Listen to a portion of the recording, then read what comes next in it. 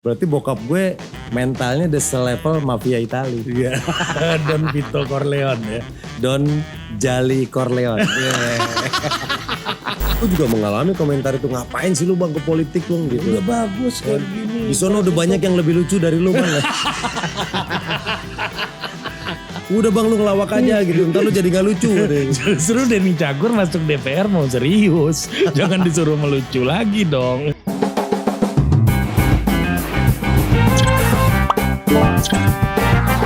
Welcome to Total Politik. Kali ini gue tidak di Bali. Ya, hari ini gue berada di pinggir kolam renang. Kita lagi ada acara pool podcast. Podcast di samping kolam Renang kan ada pool party bang. Bener. Ya ini pool podcast namanya. Sebenarnya ini konsepnya bukan kolam renang bro. Apa? Ini kobokan.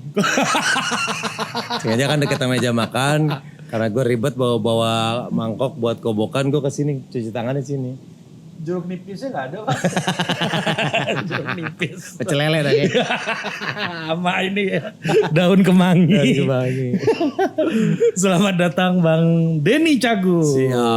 Siap bro. Denny Cagur, kaosnya The Godfather. The Godfather.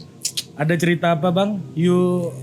Dengan Godfather, I will make an offer that you can refuse. Wah, quotes-quotesnya itu keren-keren. Dan ini menurut gue salah satu film yang gue tonton berkali-kali.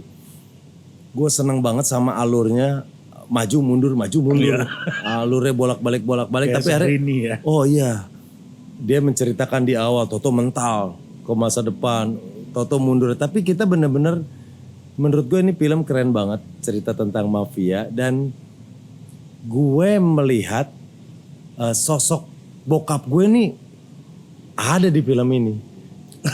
Jadi sosok yang lembut di dalam tapi galak di luar. Iya. Itu bro. Berarti bokap gue mentalnya udah selevel mafia Itali. Iya. Don Vito Corleone ya. Don Jali Corleone. Bokap gue kan Bang Jali. Iya. Gue seneng banget film ini. Lu menikmati film ini? Kan ini sangat membosankan bang filmnya bang. Wah sangat menikmati gue bro. Di awal-awal dia anak kecil, dia melihat ibunya ditembak. Sampai akhirnya dendamnya terbawa. Dan salah satu yang akhirnya terbayarkan adalah di saat dia bisa nemuin sendiri. Di balkon yang di atas. Iya. Tancep truk, Iya. tarik. Wih gila ternyata. Dendam itu terbawa sampai besar. Dan terbayarkan. Dan dendam itulah yang menggerakkan dia membangun dirinya, yang membuat dia menjadi orang yang kuat gitu. Dia bangkit. The positive side of revenge gitu ya, balas dendam gitu. Bener loh, dari preman ece-ece yang nemu pistol diumpetin. Wah gue bilang keren, gue banyak banget rekomendasiin. Lu udah nonton ini belum? Belum, coba lu tonton deh. 3 loh itu 3 seri. Dan Tapi menurut gue ya yang 3-nya nih agak berat sih ceritanya. rumit ya. Iya rumit. Karena tapi yang 1-2-nya nih gue menikmati banget part 1 part 2. Nah, kalau gue nonton itu dulu karena mata kuliah bang. Dulu ada mata kuliah di Visip UI dulu ada mata kuliah antropologi organisasi sosial dan kekerabatan. Oke.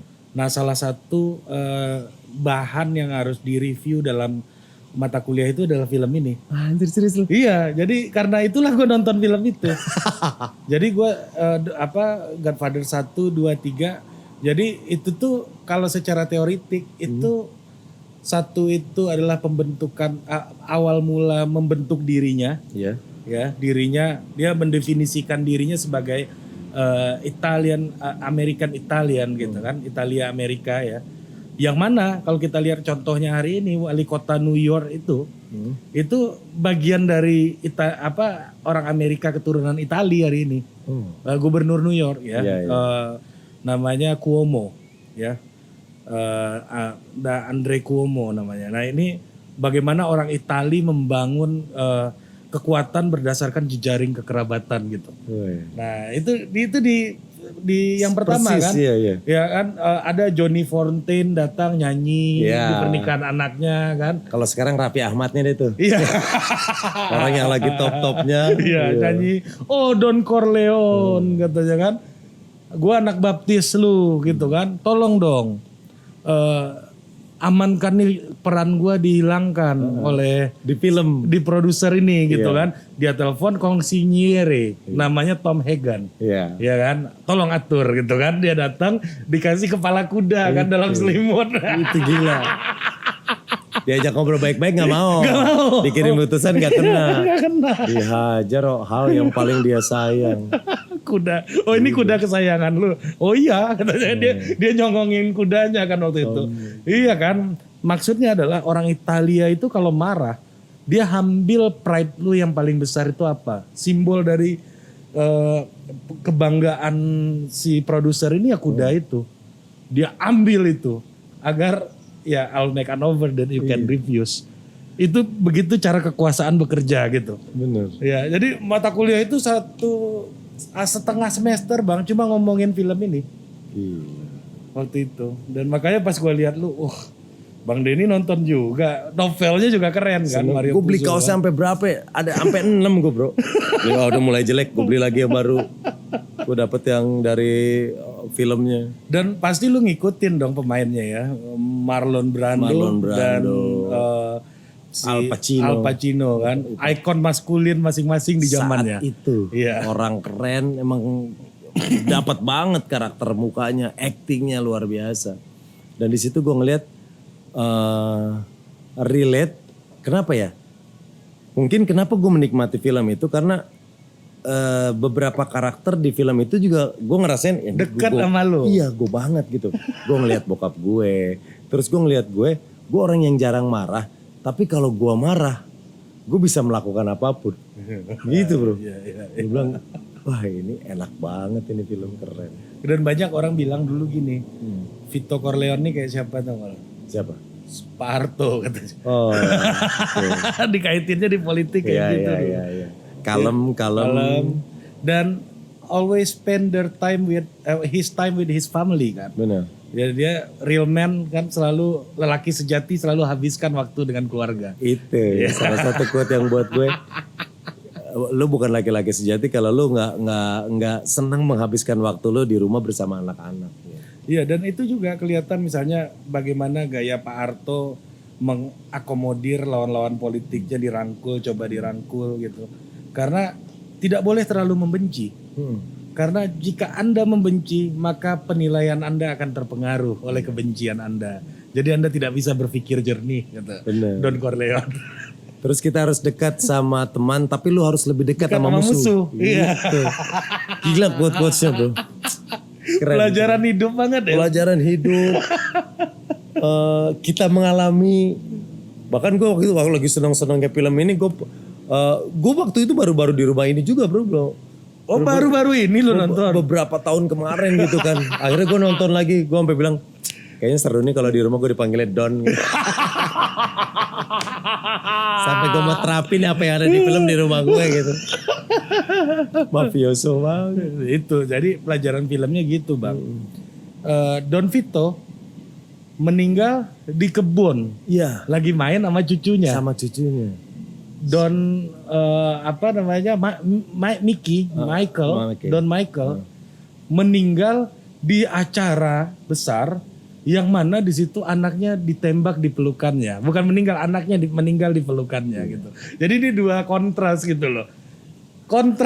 Iya. Pemandangannya. Corleone kena serangan jantung. Iya, lagi main di kebun. Lagi main sama cucunya. Kalau Michael anaknya yang harus ditembak di pelukannya. Iya. Jadi bagaimana akhirnya kekuasaan yang sudah begitu besar ternyata mempertahankannya tidak mudah gitu.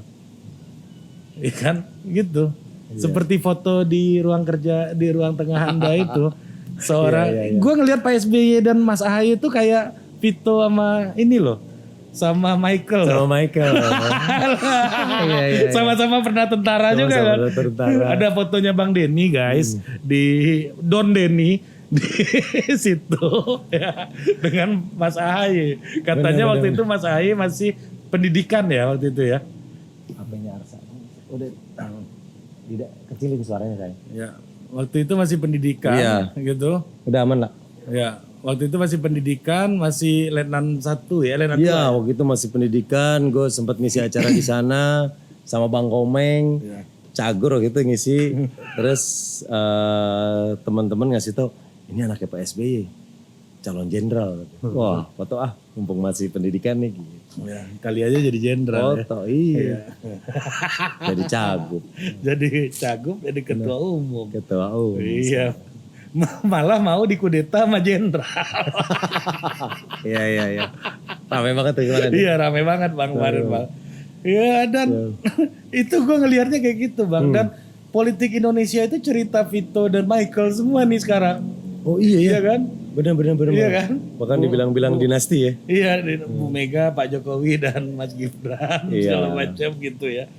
Dan memang ya itu gimana ya orang percaya sama kerabat terdekat gitu. Memang nature-nya kayak gitu ya kayaknya. Gimana menurut lo? Bang? Iya dan orang pengen mungkin ingin menurunkan, ingin menjaga agar tidak hilang Iya. atau memang ada bakat yang bisa dilanjutkan gitu sih. Betul. Nah, ini juga terlihat gitu ya dari ya bagaimana film itu menjadi refleksi kita gitu ya. Setuju. Bukan ingin menyalah-nyalahkan enggak gitu, Nggak. tapi kita belajar banyak lah Bang dari film ini. Sangat bro. Kita bisa Lu ngelihat. dari mana dapat film ini Bang? Awalnya tuh gue tuh seneng banget nonton film, gue lihat dan nggak tahu kenapa ya karakter. Itu covernya nggak menarik loh itu. Enggak, cuman tulisannya kayak gini nih ikonik banget nih. Terus gue ngelihat salah satunya, terus gue banyak beberapa gue baca film favorit The Godfather. Oh seru kali ini, gue tonton. Wah, udah sama bini gue tuh. Gue selalu tiap nonton apa bareng sama bini gue, dan bini gue selalu sampai finish duluan. Gue pasti di tengah film tuh tidur, nonton apapun tidur. Ntar besoknya gue balik lagi, gue lanjutin kemarin baru sampai sini nonton. Bini gue tau nyeletuk, mami mah udah kelar itu Pi. Ini ceritanya ntar dia jadi gini, spoiler mulu bini gue. Sampai akhirnya gue menikmati nonton. Gue karakter film yang gue suka tuh film-film mafia gitu-gitu bro. Karena gue di situ gue melihat bagaimana orang berpikir cerdik, bagaimana dia dengan situasi yang sulit akhirnya bisa keluar. Nah itu tuh yang gue seneng. Nah, Bang Denny, ya ini kan kenyataan politik kita bernegara hari ini ya. Ya. Mafia ini kenyataan gitu. Jadi ada kan itu definisinya orang-orang yang berkuasa secara informal, tapi punya kontrol terhadap kekuasaan yang formal. Nah, sekarang kan orang menyebutnya oligarki misalnya kan. Pasti Bang Denny pernah dengar gitu istilah itu gitu. Nah, Bang Denny ini berniat nih masuk ke politik dan hari ini udah mulai aktif magang kayaknya ya. Ini realitas yang bakal Bang Denny hadapi gitu loh. Ya. Udah kebayang belum Bang? Maksudnya ya lu udah nonton filmnya. Iya. Tapi ini film Bang. Film. Besok lu yang di situ masalahnya bos. Atau lu yang jadi mafia. Iya tapi terjunnya gue ke politik yang pertama karena memang gue suka walaupun kemarin gue hanya menempatkan diri gue sebagai penonton. Gue mengikuti perkembangan politik, gue update banget di Twitter. Gue lihat dulu, gue ngalamin eranya Twitter itu platform tempat lucu-lucuan, Gombal, saut-sautan, gombal-gombalan. Dulu ada pocong yang tren banget. Anjinggombal.com juga tuh. Iya, ada pocong, anjing gombal, terus ada Raditya Dika waktu itu. Jomblo. Influencer banyak di situ, masih jadi seru-seruan, lucu-lucuan. Tapi sekarang Twitter ini bergeser gitu. Twitter bergeser akhirnya jadi orang pada ribut. Politik kental banget di Twitter sekarang. Nah gue mengikuti itu dari zamannya seru-seruan sampai zamannya politik sekarang. Berarti lu anak Twitter banget nih Bang ya? Waktu itu gue punya hashtag kecelakawan. Jadi celah-celahan, kecela sama kawan. Oh kayak dulu ada sayo tweet apa Sawit Yowit itu Vincent Desta tuh. Itu booming juga di tiap Ramadan. Nah gue punya hashtag kecelakawan. Nah itu celah-celahan tuh. Barbel semen apa ujung pompa gitu. Gue ngalamin zaman itu tuh. Nah zaman itu tuh ceng-cengan lewat Twitter seru sampai akhirnya naik lagi pakai foto ada orang gue ngirim foto tetesan air AC gitu. Lebih bercanda udah pakai gambar lebih seru gitu. Nah dari situ Main-main dua kata lucu gitu dua lah ya. kata lucu. Waktu itu udah ada tapi belum dua kata lucu tuh. Belum, Masih ceng-cengan kayak gitu. Sekarang larinya ke dua kata lucu. Berkembang, joke berkembang. Dan gue mengikuti itu semua. Sampai akhirnya sekarang setelah gue tertarik. Gue mengikuti perkembangan politik di sosial media. Ya gue berpikir ini kayaknya pas nih. Sampai akhirnya datang tawaran dari Mas Eko Patrio. Dan gue bergabung di Partai Amanat Nasional. Ya, dan udah siap nih ya. Dan gimana lu melihat realitas politik kita hari ini Bang? Dan lu juga dulu kan kalau gua tanya gitu ya, lu itu adalah cebong atau kadrun gitu ya? Atau pernah cebong atau pernah kadrun gitu? Gue pernah cebong, teman-teman gue juga banyak yang kadrun. Akhirnya gue ngerasain momen di saat grup WA temen SMP, temen SMA, WA keluarga pada ribut tuh masalah cebong kampret. Dan itu sih yang bikin gue akhirnya ini kenapa jadi harus kebelah sih dalam semua lapisan waktu itu, apalagi zamannya pilkada DKI gitu. Nah gue mengalami itu semua. Nah, Anda kan ngefans Pak Ahok dulu kan? Gue ngefans Pak Ahok. BTP. Kita Sekarang dukung Pak dong. BTP, iya. BTP rebranding itu susah loh bos. Benar. Harus kita dukung BTP. Iya. Gue salah satu politisi yang waktu itu gue suka zamannya awal-awal Twitter itu Pak BTP gitu. Karena gue ngeliat ini sosok yang berani ngedobrak sistem, berani transparan luar biasa sampai meeting apapun diupload di YouTube, masalah anggaran terbuka gitu. Nah menurut gue ini keren nih, bisa jadi contoh nih gitu. Terlepas sisi positif negatif yang lainnya. Ya, terus lu berkembang melihat realitas masyarakat yang terbelah ini gimana?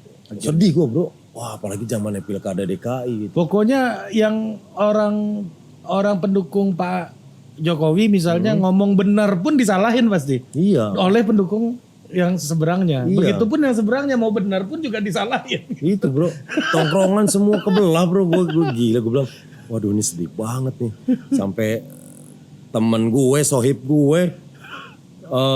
Kita bertiga nih sahabatan. Nih dua orang ini ribut. Sampai akhirnya gak teguran kan. Gila separah ini politik bisa membelah masyarakat gitu. Iya dan lu gak takut nih bang. Brand lu rusak. Ini kan. Kalau di Indonesia orang kalau udah berpolitik itu ada bau politiknya jadi non komersil langsung. Kalau di Amerika malah komersil. Kalau ada bau politiknya. Kayaknya lu di Amerika aja bang. Pindah aja Anda udah. Bisa berpolitik sambil berkomersil di sana. Iya. Kalau di sini enggak bang. Sampai akhirnya gue Ini channel nih empot-empotan naiknya bang. Karena gak bisa komersil. karena bahasannya politik. Iya jadi judulnya Total Politik. Aduh nyesel gue bikin judul. Nama channel Total Politik. Jadinya orang ngira aja ini. Wah ini udahlah. Ini gak komersil nih channel. Kalau ganti bro. Kuliner politik gitu. Tetap brand politik ya. Tetap aja. Iya. Totalnya udah benar. Totalnya udah bener. Iya, politiknya ini nih. Di situ salah gua. Bukan, di situ challenge-nya buat lo bagaimana hal yang terbrand politik tetap orang tertarik. Itu bro harusnya berpikirnya ke arah situ. Nah kalau lu gimana lu lihat itu? Seperti lo. Kalau gua udah menyesal.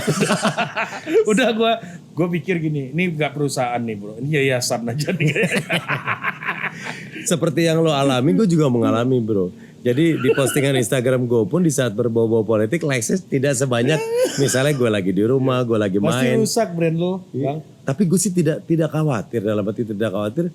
Gue tahu apa yang harus gue lakukan, gue melakukan apa yang gue suka. Buat apa kita berpikir tentang orang lain berpikir ke arah kita. Menurut gue selama hal itu kita yakini benar, kita jalani dengan benar, kenapa harus takut gitu. Yang support banyak juga, yang menyayangkan ada juga gitu. Pasti banyak bang. Maksudnya gini, gue pernah ya baca ini jarang-jarang nih gue ngelakuin ini. Di YouTube-nya temen lu, Mas Raffi Ahmad. Siap. Waktu dia dipinang sama Bu Nur Azizah Ma'ruf Amin kan pilkada Tangsel, ya kan? Gue lihat kolom komennya bang. Raffi udah jangan ikut-ikutan politik, Raffi gitu semua. Setuju. Gitu loh. Lu gak takut kehilangan fans bang? Bukan nggak takut kehilangan fans ya, gue lebih tepatnya gue tahu apa yang gue lakukan gitu. Gue yakini itu, keluarga juga support, kenapa enggak? Terus gue juga mengalami komentar itu, ngapain sih lu bang ke politik bang gitu. Udah bagus kayak gini. Di sono udah banyak yang lebih lucu dari lu bang. Udah bang lu ngelawak aja gitu, ntar lu jadi gak lucu. Justru Denny Cagur masuk DPR mau serius. Jangan disuruh melucu lagi dong. Iya banyak mengalir, tapi buat apa kita menjadikan pandangan orang lain untuk keputusan kita. Kita yang paling tahu apa yang kita lakukan. Itu aja sih bro peganganku. Ya, lu udah tahu bang realitas di politik gitu. Tahu sedikit banyak gue tahu, makin kesini makin tahu. Bang, gini bang, gue ini seneng mengutip Agim belakangan. Siap. Bang. Jadi kata Agim begini, kita ini dihormati orang, kita ini tinggi, bukan karena kita hebat, tapi karena Allah menyembunyikan aib kita. Menyembunyikan aib jenderal-jenderal ini, menyembunyikan aib bapak-bapak. Betul tidak? Kata Agim. Jadi gue ngelihatnya di politik hari ini orang bukan karena orang ini bersih, tapi karena aibnya nggak terbuka aja, makanya dia nggak masuk penjara gitu loh Pak. Aibnya masih ditutup Iya, ya. karena aib lu masih ditutup bos. Ini kalau dibuka Allah udah pasti masuk lu gitu loh. Selesai. Iya, karena realitas politik kita memang kayak begitu. Kalau istilahnya Panji itu lebih lucu lagi. Ini kayak lu masuk septic tank kata Panji. Namanya lu masuk septic tank nggak mungkin lu nggak kena tai katanya. Iya. Kawan lu itu. Gak kena Panji. tai pun keluar dari situ baunya ngikut. Iya, masih ikut nempel kan. Apalagi gitu. kecolek gitu. Ini dua orang yang berbeda aliran yang gue kutip nih. Yang satu Agim gitu. Yang satu stand up comedian. Sama Bang Panji. Walaupun dua-duanya kayaknya mendukung Anies. Ya.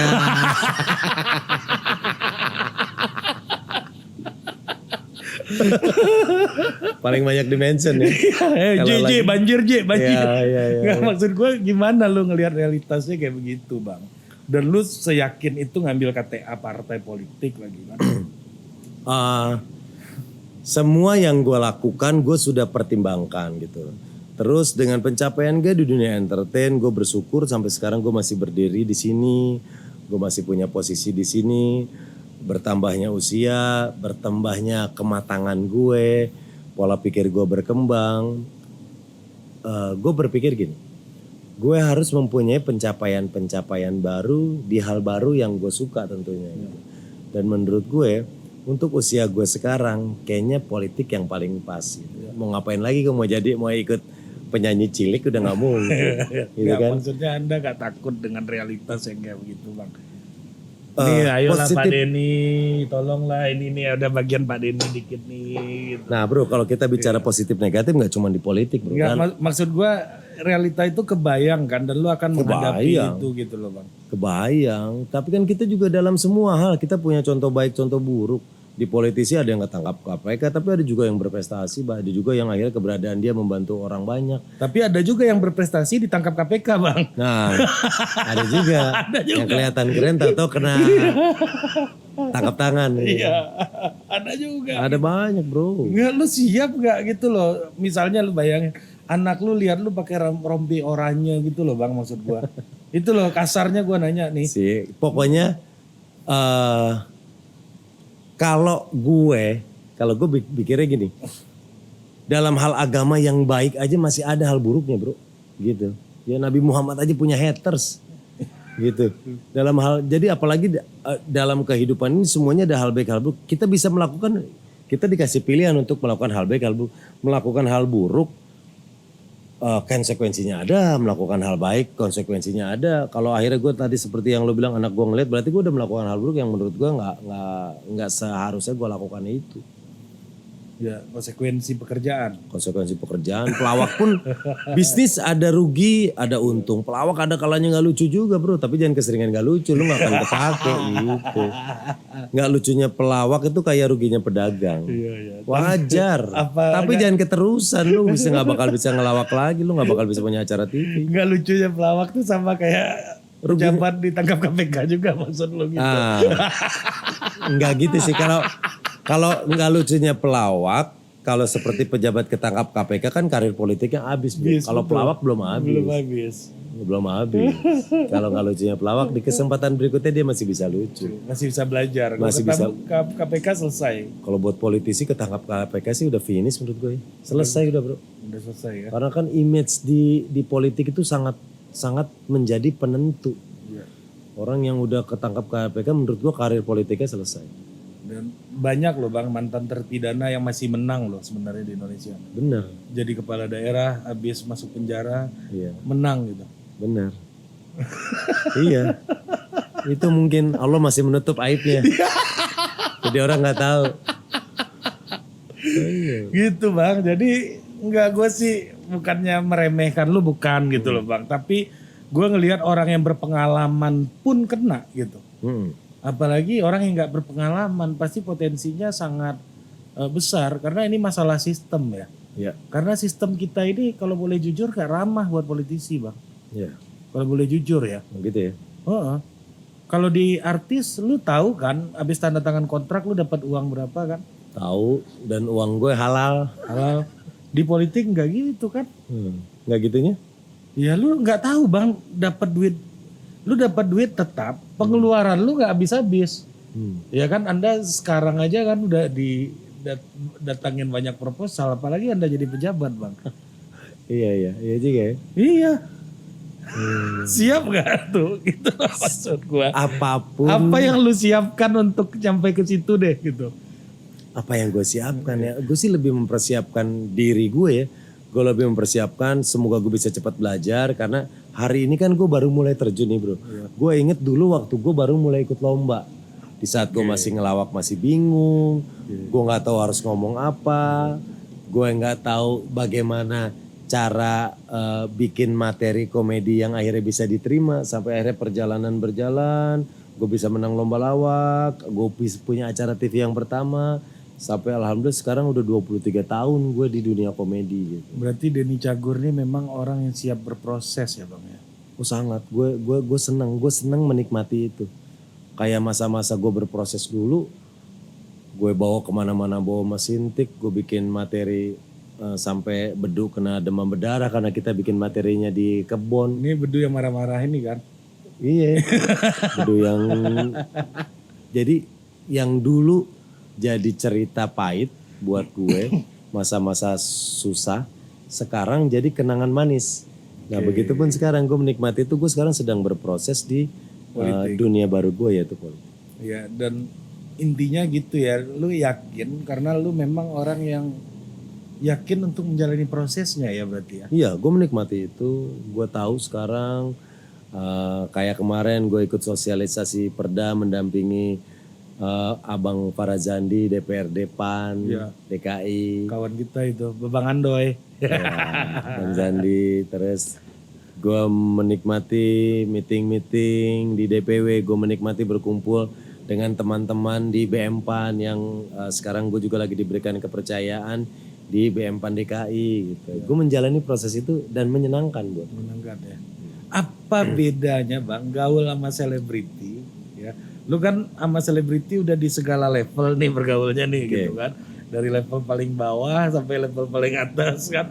Dan mengangkat level bawah naik ke atas juga kayak Marcel misalnya. Gue juga baru tahu tadi kan lu yang mementori langsung gitu. Dan apa bedanya gaul sama politisi-politisi bang? Enggak, hal yang berbeda lah. Suasana obrolannya udah pasti. Tapi karakter politik sama komedian itu kan kontras. Ya. Tapi pada konsep bergaul semuanya sama sih.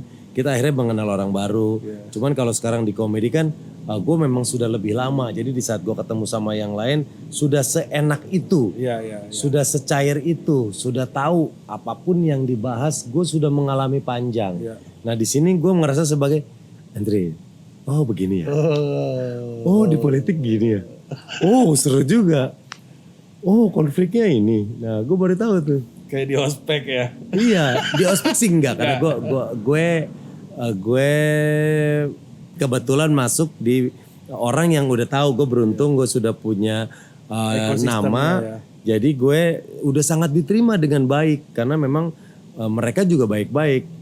sekelas Pak Ketum, Pak Zul pun sangat merangkul gitu. Dan gue melihat dia pemimpin yang keren, egaliter, semua dianggap sama, ikut support. Mas Eko pun demikian, sangat membimbing gue, ngajarin, ngasih tahu. Begitupun teman-teman yang lain pengurus di BPH, kita berproses bareng. Cuman bedanya yang satu gue sudah sangat paham, yang satu gue baru mau paham gitu. Iya, di situ sih. Tapi kalau gue tarik ke belakang, dulu ya gue bego di lawak. Sekarang gue bisa berdiri di sini. Sekarang gue sedang mengalami ini dan gue menikmati itu. Gue nggak tahu ya kenapa gue ngobrol sama 2 orang cagur nih yang pernah gue ngobrol langsung dulu sama Bang Narji ya. Nah ini insting politiknya tuh jalan loh dua-duanya loh. Oke. Apa yang bikin lu kayak begitu berdua Bang? Maksud gue cara berpikir lu itu ini nggak pelawak sembarangan nih. Maksud gue nggak hanya sekedar melucu, tapi juga lu menyelami itu bahwa dari komedi itu ujungnya ya soal power gitu. Ya maksudnya ujungnya memberi komedi itu kan memberi kebahagiaan orang. Setuju. Termasuk itu kan power gitu. Iya. Memberikan kebahagiaan orang dengan posisi jabatan publik kan soal power juga gitu. Iya. Makanya mungkin orang kalau ngelihat pelawak komedi sebatas ketawa hahaha hehehe cengengesan dapat duit. Sebenarnya tidak sesimpel itu menurut gue. Pelawak tuh orang yang paling serius bro. Kalau orang lihat tuh enak lu pelawak kerjanya bicara dapat duit. Oh salah. Kalau kita mundur ke belakang, pelawak itu serius. Bahkan kenapa gue bilang serius? Buat bikin orang ketawa aja mereka mikir. Iya betul, Iya. betul, betul. Buat bikin orang ketawa aja mereka mikir. Riset gitu ya. Riset. Untuk membedah satu naskah pun misalnya gue ngebahas episode ini bareng Narji dulu sama Bedu zamannya di chatting sama Wendy. Hari ini kita ngebahas tentang futsal. Nanti kita mau cerita tentang futsal. Gue mencar bro ke perpustakaan. Narji nyari referensi, gue nyari Bedu nyari referensi. Cari buku tentang futsal. Narji bawa, gue bawa, jebret, bedah. Futsal peraturannya apa. Oke. Seserius itu. Golap kita bedah dulu. Peraturannya apa, peralatannya Kajian apa. ya. Bikin kajian loh Bang ya. Gue udah bedah dapat seriusnya. Karena orang untuk bisa dapat lucunya lu harus tahu benernya dulu. Karena Baru kita bisa bikin belok. patahannya. Ya, betul. Kalau lu nggak punya referensi benarnya, lu nggak akan bisa dapat lucunya gitu. Sini kalau di kelas dulu gini Mas, saya mau luruskan dulu. Ya jangankan lurus yang bengkok aja lu nggak tahu. Gitu. Dan itu gue terapkan sampai sekarang. Sampai sekarang gue masih. Lu masih riset sekarang Bang. Masih bro, di OVJ gue punya tim sendiri di luar tim kreatif TV. Dan banyak yang bilang lu nggak pernah dikerjain kalau acara-acara kayak gitu. Nah itu dia tuh, banyak banget yang ngomong. Gue kesel yang ngeliatin Cagur di semua acara kok dia kayak menguasai ya. Bahasa mereka menguasai. Karena gue melihat mereka awam yang taunya segmen 1 gue yang bawain kuis, segmen 2 gue yang bawain konten, sampai segmen akhir. Di OVJ pun demikian, sebenarnya tidak sesimpel itu. Kalau boleh jujur, gue pengennya nggak yang menguasai itu kalau emang kata yang dipilih menguasai. Kalau istilah tepatnya leader di setiap program. Di Dasyat gue jadi leader, di OVJ gue jadi leader. Kenapa begitu? Gue bingung kenapa sama TV-TV. Kenapa selalu gue? Kadang kan gue pengen di saat kuis gue jadi peserta yang tinggal mikirin lucunya doang. Tinggal nyeletuk-nyeletuknya tanpa gue harus ngebacain rules. Tanpa gue harus menjaga permainan. Tanpa gue harus menyiapkan item surprise gitu ya. Nah mungkin kalau setelah gue ngobrol-ngobrol sama teman-teman TV. Kalau bukan lu yang bawain berantakan bang. Konteksnya berantakan adalah Flow-nya nggak jelas. Flow-nya nggak jalan. Ya, jadi kadang rame di sininya doang, banyak sepinya karena banyak poin-poin yang tidak terbahas gitu. Itu sih. Memang juga di kontennya Raffi Ahmad juga tadi lu sempat cerita gitu ya. Dia sempat mengatakan bahwa tidak ada teman-temannya yang respon cepat waktu Raffi terkena kasus. Dan Denny Cagur lah yang meminjamkan uang 1 miliar kata Raffi kayak gitu. Ini bukan kata gua, bukan kata lu juga, kata Raffi Ahmad gitu. Nah maksud gua bahkan selevel Raffi Ahmad aja itu pernah ngalamin apes gitu loh bang. Apalagi masyarakat pada umumnya gitu. Dan lu gimana? Akhirnya orang minta bantuan juga dong sama lu semuanya kan. Nah, setelah Raffi Ahmad ngomong itu tentang gue membantu dia saat dia lagi terpuruk, sejak dia ngomong itu di channelnya dia, sejak hari itulah sampai hari ini DM gue isinya orang minjem duit dengan berbagai masalah. Ada yang adiknya sakit, ada yang perlu buat kawin, ada yang kakaknya kena gangguan kejiwaan. Banyak bro, banyak sampai sekarang.